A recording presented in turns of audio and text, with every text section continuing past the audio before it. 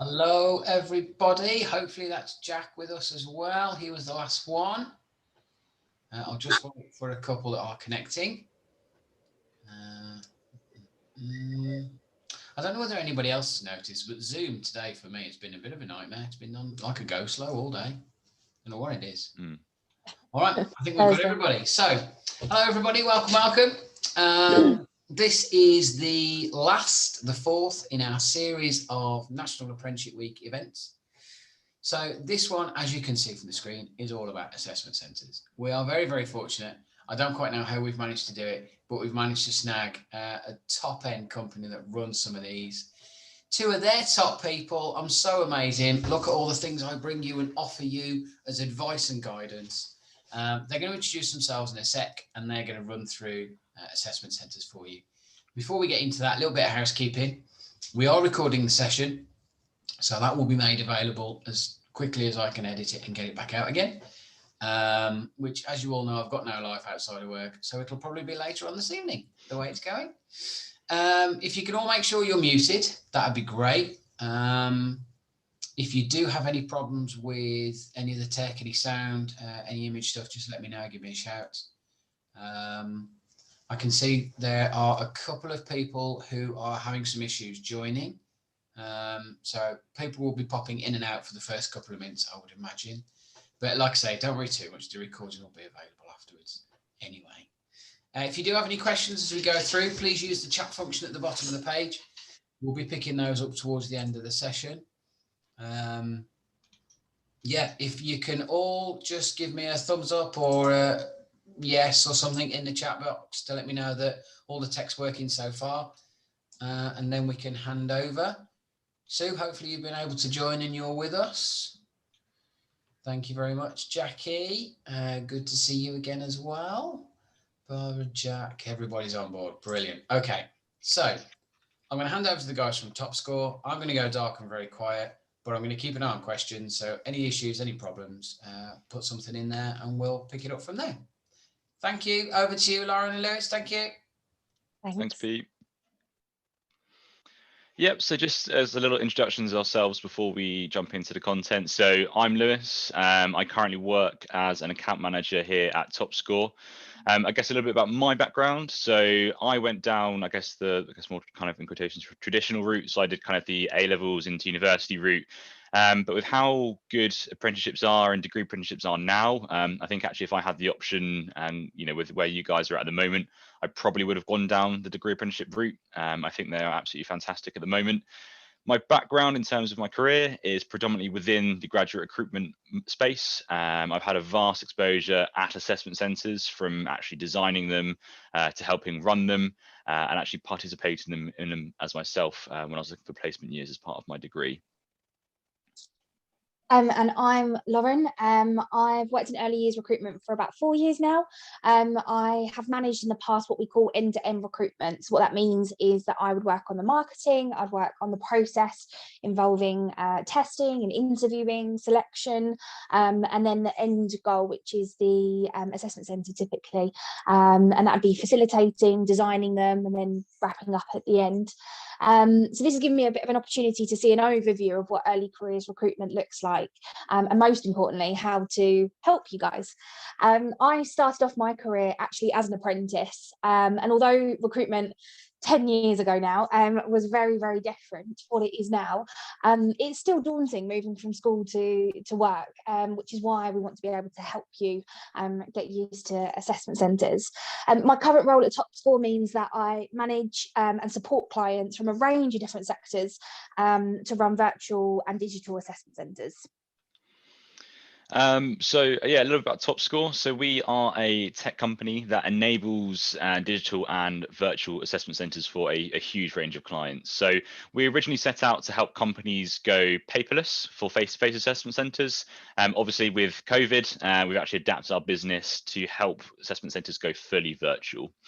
We do work with a lot of big name companies, many of which are using the platform for their apprentice assessment centres as well. So today what we're going to have a look at is what is an assessment centre. We're going to have a look at what tasks you can expect to come across on the day. Have a look at how you can prepare for an assessment centre, both virtually and in face-to-face times. And we're going to have a look at how you can stand out on the day. So what is an assessment centre? An assessment centre is typically the last stage in the recruitment process, and everything that I say today is typically and comes with differences in each aspect. To get to this stage, you may have completed a series of tasks. So that might include writing an application form where you list all of your personal details, your education details and qualifications that you have. You might have completed some motivational questions about why you want to work for this company, but also in this industry. You may have completed some online tests. So you might have done some verbal tests and numerical tests. These can also be in the form of games and things like that. And you may have completed a telephone interview or a video interview, either a live Skype interview or Zoom interview, or it may be a one-way pre-recorded interview. So that's how you get to this assessment centre stage. And then I guess what they are and why they're used. So an assessment centre or an assessment day is typically a combination of tasks and activities, and they're used to test your suitability for the job. On the most part, they run across either a half day, so maybe 3 to 4 hours, or a full day, anywhere between kind of 5 to 8 hours. And they're used by employers to test a variety of skills. And the reason that they're used so commonly is it's a very efficient and I guess cost-effective way for clients to see lots of candidates in one go as well.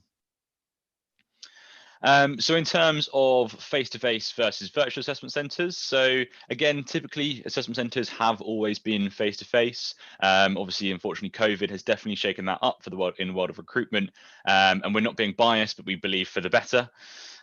You shouldn't be treating assessment centres any differently as a virtual assessment centre as you would have a face-to-face one, again, just because it's digital. So still you want to be dressing to impress, I guess, unless instructed otherwise, and preparing as you normally would for any other interview as well. So I remember when I got my invite to assessment centre and I was asked, to attend on the day, and I asked all my friends and family what to expect, as I'd never heard of an assessment centre, didn't have a clue what it was, but neither had my family, because a lot of them had gone down the traditional route of just having an interview and then getting offered a job, and I was the first of my friends to apply for an apprenticeship, as all of them were going to uni. So some of the things that stood out to me when I first attended an assessment centre is there will be other candidates on the day, not just yourself. Like Lewis said, this is to enable the business to be able to see a wide range of people, as the organisation might be recruiting for lots and lots of different roles at the same time, and obviously going one at a time can be quite time consuming. It also allows you to feel a bit more comfortable with others and take part in group exercises and exercises that might need more than one person to be able to complete. There's normally more than just an interview. So when I spoke to my dad and said, I'm going to an assessment centre for a job, he said, you'll probably just sit in an interview and that'll be it. So I was quite shocked when we suddenly started playing games and getting involved in presentations and things like that. So you typically will take part in multiple exercises throughout the day. And the last thing is, it normally lasts roughly about a day. This can sometimes be a half day assessment centre, but the important thing is to just ask and find out if it's going to be a half day, a whole day, a few hours, because it'll be more than just an hour's interview. And it's important to make sure that you're prepared, so that you've arranged travel and things like that as well. Just to show you a little bit about what one of these online platforms might look like for a virtual assessment centre, this is a little bit about kind of what TopScore looks like. So again, upon logging in, you'll see an initial welcome brief. So this may include a welcome video, some instruction on how to use the platform, and some basic instruction that you need to be doing for the day, as well as some potential contact details that you may need throughout the day as well. You may have a schedule page. So for TopScore, you have a nice clear schedule that gives you a list of all activities that you have coming up across that day, as well as the times they are. And then you have your actual brief pages and your virtual meeting room. So this is where you go in, you understand what you have to do during that task, and then you also be able to click and join any virtual meeting rooms and meet your fellow assessors within those rooms as well.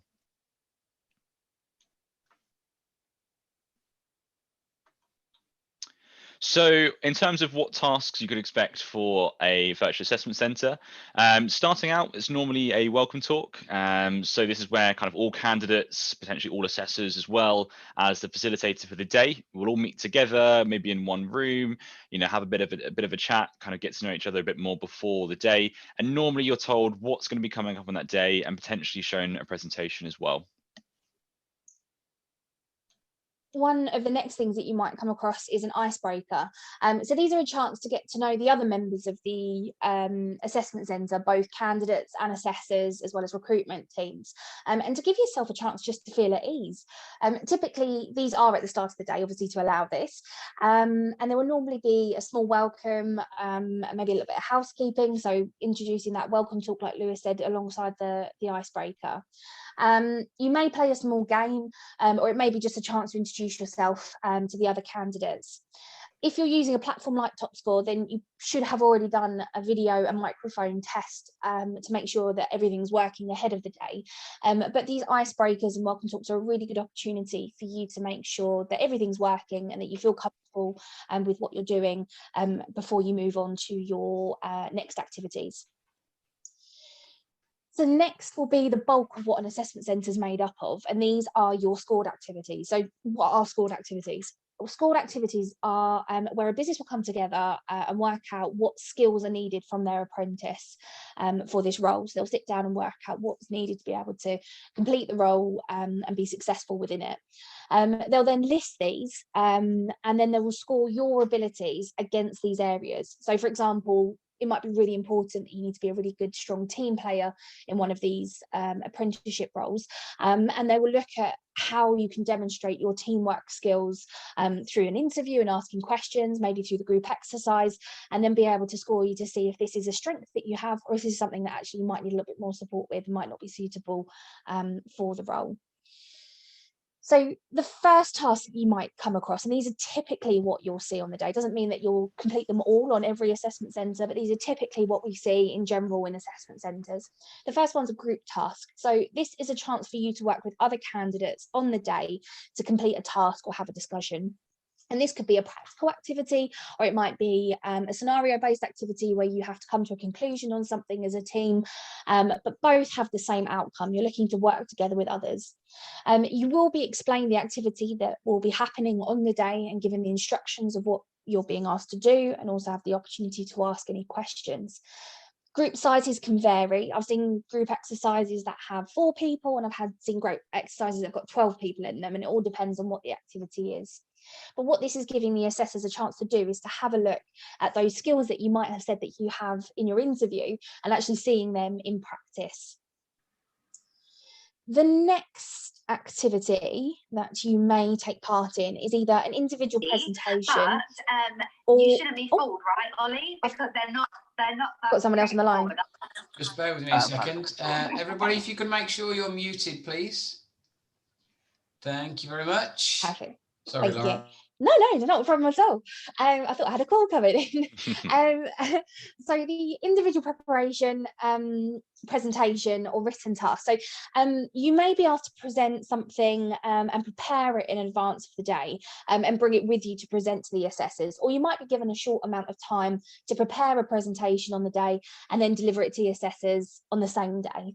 And what assessors are looking for is the opportunity for you to be able to deliver substantial content and show something that has meaning and sort of evidence behind it, but also it's an opportunity for you to deliver an opportunity for you to show that you can deliver information in a professional way with confidence and clear and precise delivery. The written task also gives you an opportunity to show some of those written skills that might be needed for this role. It may be that spelling and grammar is really important, or you're able to read through information quickly and sort of come to a conclusion quite quickly individually. So it's 2 different variants on some of those skills. The next activity is what you'd expect to see at an assessment centre, which is an interview. So there are lots and lots of different interview types. So it can be helpful to get in touch with the recruitment team ahead of your day, just to ask what sort of interview you'll be taking part in. So for example, you could have a competency-based interview where assessors are looking for examples of your skills, or you might have a strengths-based interview where assessors are looking to see if you have that skill and you enjoy doing it that comes naturally to you, but you might not have to provide evidence of when you've done it in the past if you haven't had that opportunity. You might just have one assessor, or you might have a panel of assessors, so 2 or 3 assessors. So it's important to obviously get in touch and ask that question in advance, so you're not too shocked when you walk in and suddenly see 2 or 3 people ready to interview you. And then the last thing that we typically see is a question and answer / meet and greet type event. And these exercises are typically not scored, but what they're giving you an opportunity to do is to ask questions and find out about the business from people that work in the business. Now, this might be other apprentices, or it might be areas of the business that you've applied to. What's really important is, even though this is not a scored activity, that you do stay professional and you do ask questions that are suitable, because we want to see professionalism overall, be it in scored activities or not. The other thing that's really, really vital, and a lot of people forget, it's really important that you ask the questions that you have, because it's just as important that you are comfortable with this business and know that this is the right company for you, just as much as they're comfortable with you coming and joining their team. So take this opportunity to think about the questions that you might have, think about what it is that you really want to know from those that are doing the job themselves at the moment. Write them down if you need to, keep them on a piece of paper, and then when it comes to these sessions, you can have that opportunity to ask the questions. So in terms of actually preparing for an assessment centre, you might be thinking kind of how to go about starting that. So I guess if you've been told what tasks you can expect, the first thing I would do is to jump onto Google and search out some examples of those tasks. So if you had group exercises, you could just find out different types of group exercises, kind of see what tasks that might be coming up for those companies, look on Glassdoor, things like that. In terms of interviews, it's really a good idea to practice interview questions and answers. Obviously, you don't want to come across scripted with your answers when you're actually having those interviews, but it's good to get yourself, have a friend practice with them, or a family member, and practice some questions and answers with those guys. And it's also very important with those interviews to know the ins and outs of your CV, as you will be asked those questions along the way. In terms of a written case study, you should make sure that you practice those case studies. Time yourself for a written exercise, and then finally, most importantly, as Lauren said, prepare some questions to ask along the way as well. Topical questions that demonstrate your research really go a long way. You want to kind of find out any questions that you do have about the company, about the role, any kind of concerns. Very important to ask them at this stage. In terms of how to prepare for a virtual assessment centre, so platforms such as TopScore will send you an invite out 24 hours before your first day of your assessments, with detail regarding specifications that are required, both technically as well as things to prepare.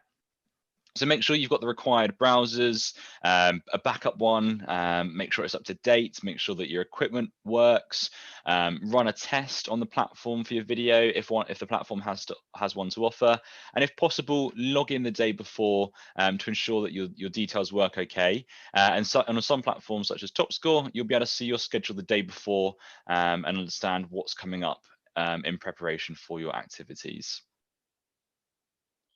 So how can you stand out on an assessment centre? I think the most important thing that I could stress is research is key. You can never, ever be too prepared for an assessment centre. It's only going to help you. So you should be researching about the business that you have applied to. You probably would have done this when you made your application anyway, but it's always really important to find out a little bit more about the business, as you probably will be asked about it in your interview. Find out what sort of projects that they're working on at the moment, see where they are in the market, if they're one of the leaders, if they've got anything that's a bit more innovative than other clients. And then start to take it a step further and start to think how your role as an apprentice can have an impact on these projects and plans that the business has as a whole. Because then you start to expand into the ideas of commercial awareness and knowing how you fit into that business. Research not only about the business, but also about the technology. So it's really important that, like Lewis says, you find out what technology you'll be using. Ask the recruitment team if needs be, but make sure you feel comfortable with the structure of the day, and you're not left thinking, oh, I'm not sure, I don't know if I'm meant to be on TopScore, I don't know if I've got to be on somewhere else, somewhere like Teams or something like that. Make sure you know exactly where you need to be, what you need to be doing, you know that your camera works, you know that your microphone works, so that the night before you're not left there panicking and not wanting to attend the assessment centre. Next piece of advice is don't fear the technology. So things might go wrong, and that is absolutely fine. It happens to all of us.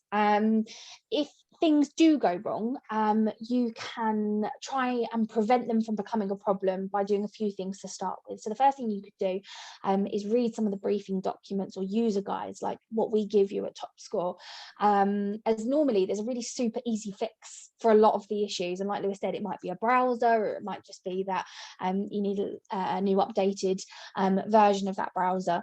So reading these documents can solve the problems normally very, very quickly. If you still find that you're having trouble, then get in touch with the recruitment team, and you can do so by phone or email. Some organizations like TopScore have chat functions to be able to talk to assessors and admins directly, so that you can have easy access and ask questions if you have any problems. But it's really important that you do get in touch, and you do ask. You don't sit there panicking and trying to sort of mumble your way through, but not actually being able to hear the assessor ask questions, for example, during an interview. If it does go wrong and once it's fixed, stop, take a breath, everything's fine, it's okay. Assessors are there to see your skills and your abilities, and are not judging you on your bandwidth or if you have a working camera. What they do want to know is the skills that you have, and you just want to be able to make sure that you can show them.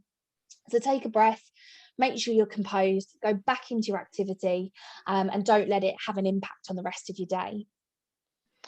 So we've come up with a few top tips for each exercise that you may face at an assessment centre. So I'm not going to quote Vanilla Ice with the stop, collaborate and listen here, but for a group exercise, this is an assessed activity, obviously, to see how you work with others. So it's very, very important, obviously, within this group task, you obviously get your voice heard, but also that you're enabling others to get their voice heard along the way as well. In terms of the interview, our top tips for this one would be to understand the STAR technique. So that's the situation, task, action, and then the result from your action. Again, practice interview questions with a friend or family member and know the ins and outs of your CV.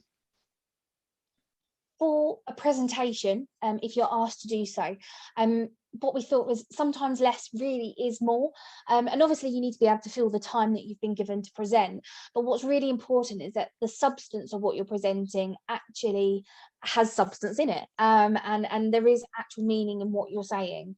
So there's no point having a 15-minute presentation with 30 slides of graphs and pictures and facts taken from Google if actually you can't discuss what's happening and you can't answer questions on what you're trying to present. So think about what it is that you want to say, think about how you can put that in a good amount of bullet points, and then if you need further information to back up what you're saying, then do so. What the assessors want to see is that you are able to deliver in a really precise and meaningful way, rather than just lots and lots and lots of information with not really much behind it. And then in terms of a written exercise, ensure that you read the brief in full and then read it again. Obviously, don't spend the whole of your allocated time reading that brief. We just find that sometimes candidates misunderstand a brief. They might write a fantastic report, but on the wrong thing. So make sure that you understand exactly what's being asked of you on that written exercise before you start and actually do that work. And the last thing that we can stress is, if in doubt, ask. Lots of people are fearful of recruitment teams and think that by asking it's showing weakness, when in actual fact, by showing that you want help and need guidance, you're actually showing that you're getting prepared, and that you are thinking about your assessment centre. So if there is absolutely anything that you're not sure on, the best thing you can do is ask. So just to recap on the most important things that we've sort of covered in this presentation, an assessment centre can be virtual, online, or it can be both. We can have parts where it's digital, and parts that are in face-to-face. Both will have similar activities and outcomes, and ultimately, typically, it is the last stage in the process. So, you know, we need to treat it like it. You will complete multiple activities on the day. Each organisation is different, and just because you apply to one engineering company doesn't necessarily mean that they will do the same as another engineering company, for example. So what's really important is that you find out what's expected of you on the day, and you make sure that you're preparing for those individual assessment centres, and not just assuming that because you've sat one assessment centre that it's going to be exactly the same for your next one. Preparation is key. Do your research on the business, make sure that you know exactly what it is that you have applied to, you know the role, what's expected of you, but also make sure that you've researched what is expected of you on the day at the assessment centre, what technology you'll be using, and if there's anything that you need to do in advance so that you're fully prepared and fully ready to show the best side of you.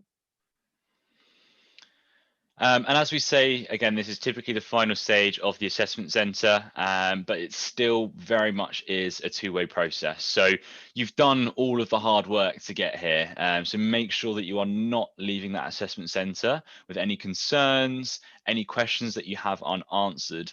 It is as important for you to want that company and that role as it is for them to want you. And I guess just remember, whilst you're there at that assessment centre, you've done such a hard job to get there. You know, you've kind of bypassed many other people that have applied to that job. You're there for a reason. I know it's going to be a slightly nervous process and a nervous thing to be doing, but just remembering yourself when you're at that assessment centre, they've seen something in your application and in you throughout that recruitment process. So just give it your all, and then go from there. Any questions? Thank you very much. Thank you very much for that, guys. That's really useful. Thank you. That's awesome. We have had a question about feedback. This was asked yesterday as well when we talked about applications. What sort of feedback do candidates get even if they're unsuccessful? Do you want to go, Lauren? Yeah, I can take this one. So businesses typically will provide you with feedback, especially if you do get to that assessment centre stage, because at that point you've invested time and effort in wanting to join the company. So what they want to do is be able to reciprocate that by giving you the feedback so that you can go on to another organisation should you not be successful. So organisations might do it differently. Some will send you written feedback with a report on how you did on each activity. Some might give you a call and set some time aside to discuss your feedback so that you have the opportunity to ask questions. And some don't forthcomingly give you feedback, but it's your responsibility to reach out to them and to ask for it. I would 100% always recommend that candidates ask for feedback, because like I said, at that point, you've invested a lot of time and effort in wanting to get the role. And it may be that, you know, you were a fantastic candidate and you had some fantastic skills that you shouldn't change, but there might just be one or two development areas that mean that you are suitable and are able to get the next role. So yeah, so to sort of recap, lots of different ways to do it: telephone, written, some email, some give you an answer and then book you in later down the line for a call and an update, but always ask for it, and maybe even push if you know, sort of said you told no at that stage, you really want to find out what it is that you can do to better yourself. Yeah, and I guess just to add on to that point is that even if potentially you might disagree with some of the feedback, you know, it does happen, but it's always worth taking that on board, even if particularly you found that was maybe your stronger area. The feedback that's been given has been given for a reason. So it's always worth kind of looking at how you could potentially improve on that feedback that has been given to you.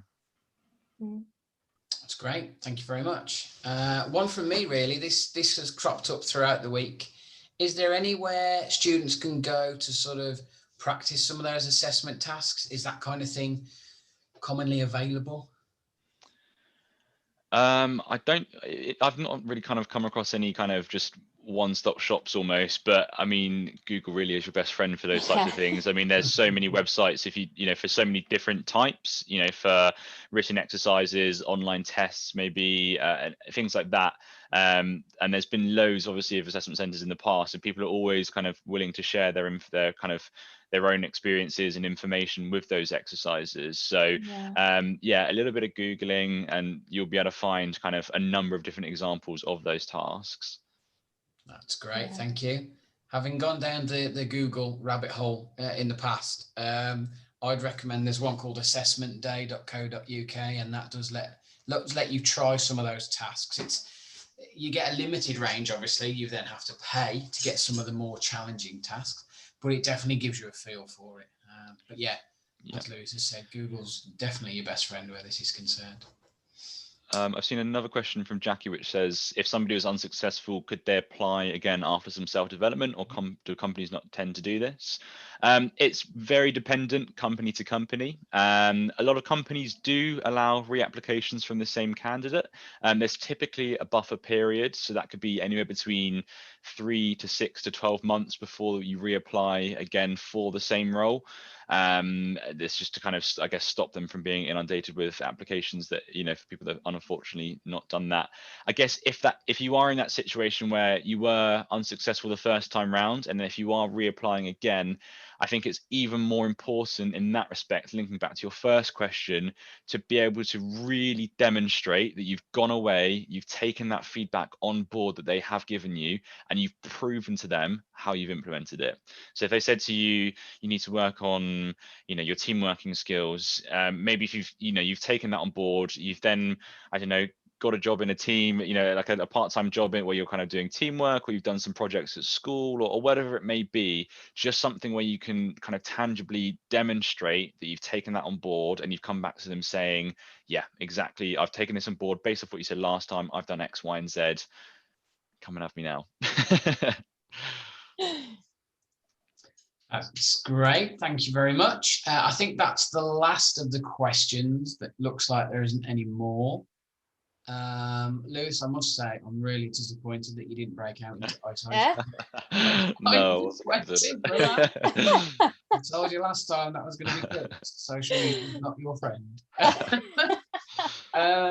Thank you, everybody, for attending for that. Lauren and Lewis, thank you. That's really useful. No problem. If we do have any follow-up questions that come through, I'm going to try and pass those on to you. So thank you very much. Yeah, of course. Yeah. If anybody wants to connect on LinkedIn or anything like that, you can just search our names and find us on LinkedIn, and we can happily answer any questions you have going forward. If you don't want to ask them in a group room, we're happy to do that one-on-one as well. Absolutely. Brilliant. Students, thank you for attending. Hopefully you found this useful. It is all about you. It is all there to help you and support you with your applications. Just again, a reminder, we are here. I'm quite happy to kind of dip in and help, whether or not you're from one of my schools, that doesn't matter regardless. If I can offer you any sort of guidance at all, get in touch, let me know. There will be some additional sessions coming up. In the past, I've tended to run an apprenticeship clinic drop-in, usually every Tuesday and Thursday evening for an hour or so. You can book yourselves in and we'll run through any questions that you might have. If you've got one of these coming up and you just want to bounce some ideas off me, that's absolutely fine. If you want me to be an interviewer, that's fine as well. Keep an eye on the Eventbrite page where those will be posted once they go live. I've just agreed some dates, so they'll go live soon. Thank you very much, Lauren and Lewis. As I've said, really appreciate it. Thank you, massively helpful. No problem at all. I will be sending the recording out as long as that's okay with you guys. Yep. Have a great week, everybody, and a great weekend, and we will see you all very soon. Thank you very much. Thanks so much. Guys. See you later. Best of luck. Thank you. Bye. Bye.